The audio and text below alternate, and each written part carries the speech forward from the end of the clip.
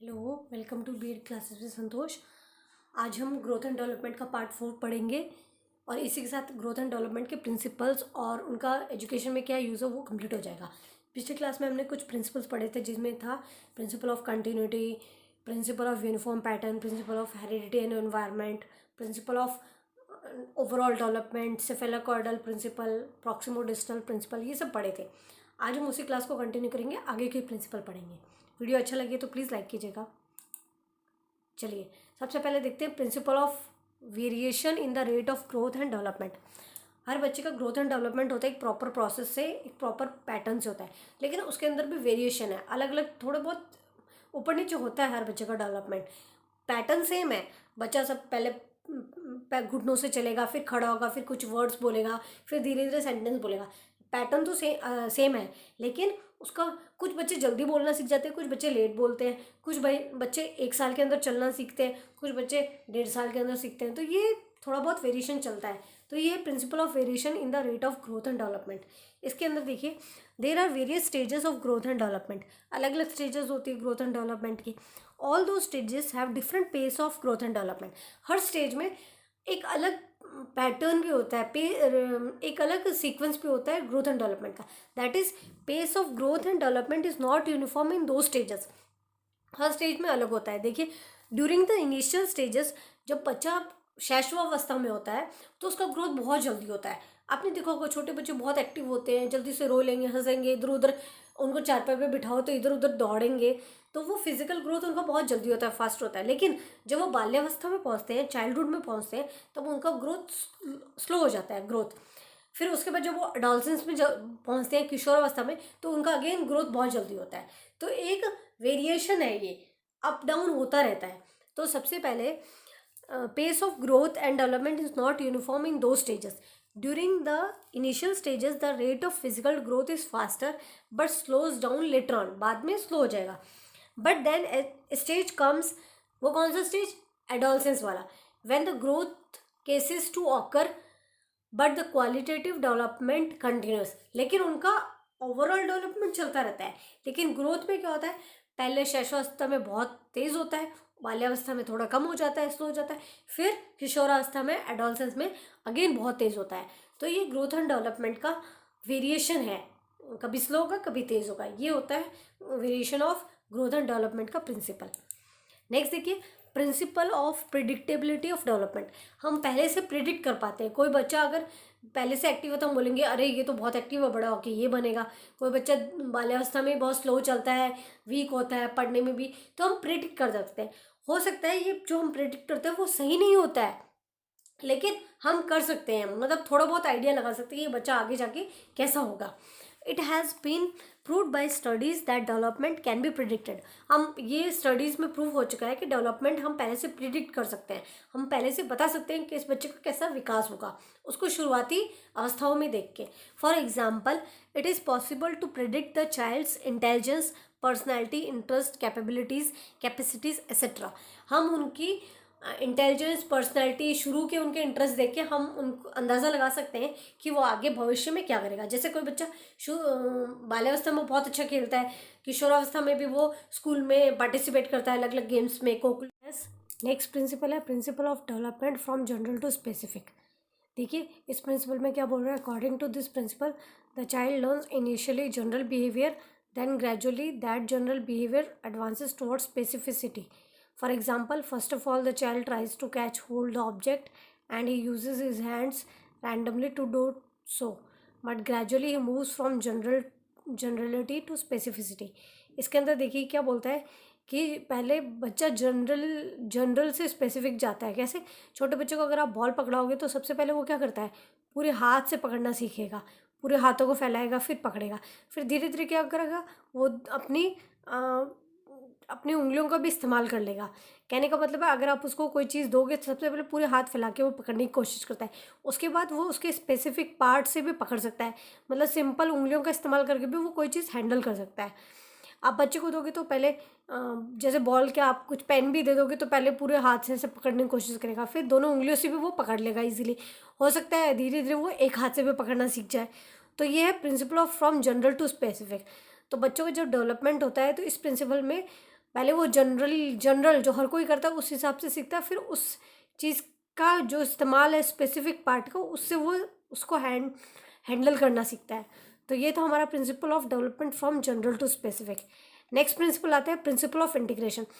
ये आपको कंफ्यूज करेगा जनरल टू स्पेसिफिक की तरह, कि जनरल टू स्पेसिफिक में क्या होता है कि पहले वो पूरे हाथों का इस्तेमाल करता है, उसके बाद वो फिर उंगलियों का इस्तेमाल करता है। लेकिन प्रिंसिपल ऑफ इंटीग्रेशन में क्या है, वो हाथों का इस्तेमाल करना सीखता है, फिर वो उंगलियों का करता है, फिर एक ऐसा टाइम आता है जब वो दोनों को एक साथ इंटीग्रेट करके ऐड ऑन करके सीखता है पकड़ना चीज़ों को।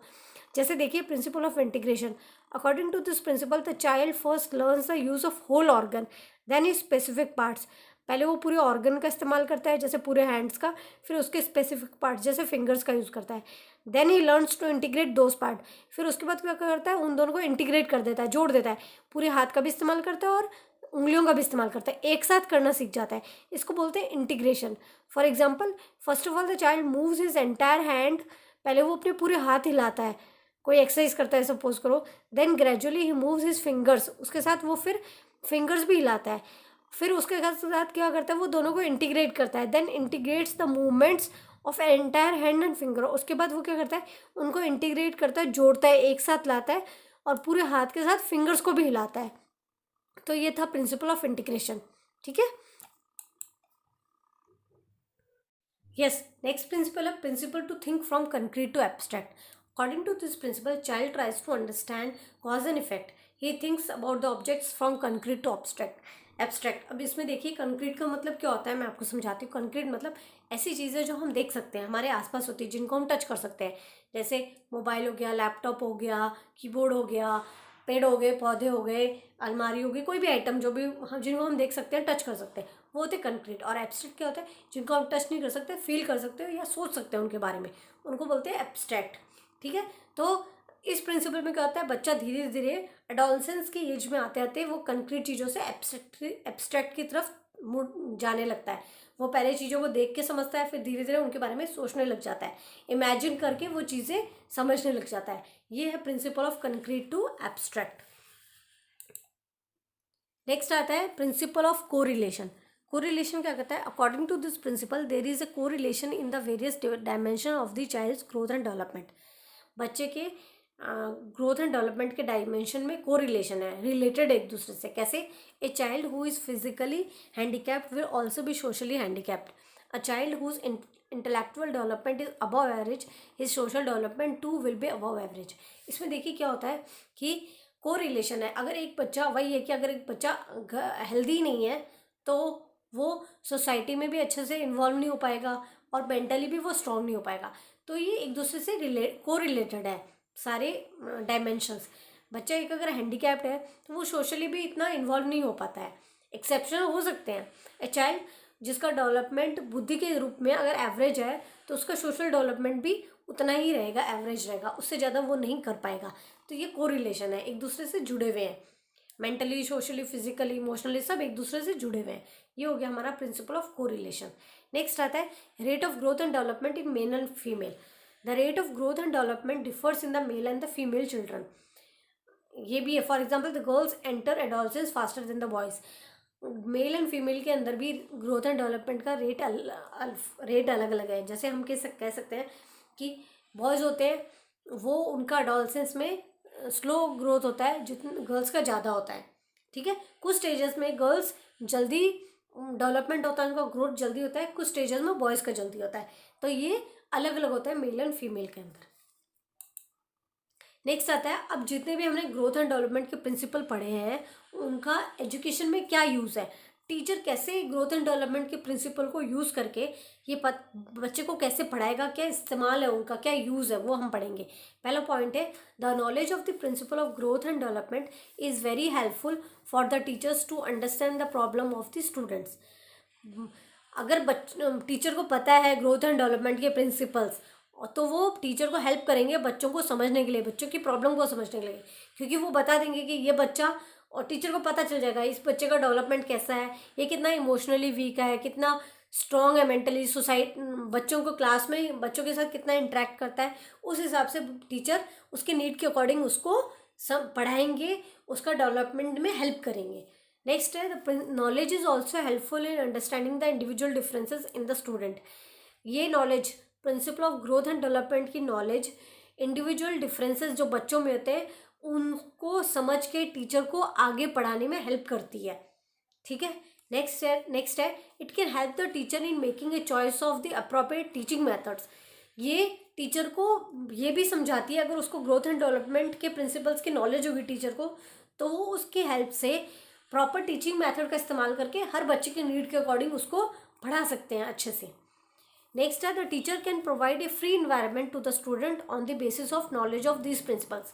इन प्रिंसिपल्स की नॉलेज के हेल्प से टीचर बच्चे को फ्री इन्वायरमेंट दे सकते हैं कि इस बच्चे का इतना डेवलपमेंट है तो इसको इस हिसाब से मैं पढ़ाऊँगी तो ये आगे बढ़ेगा, तो उस हिसाब से टीचर उनको फ्री इन्वायरमेंट देके उनका डेवलपमेंट में हेल्प कर सकते हैं।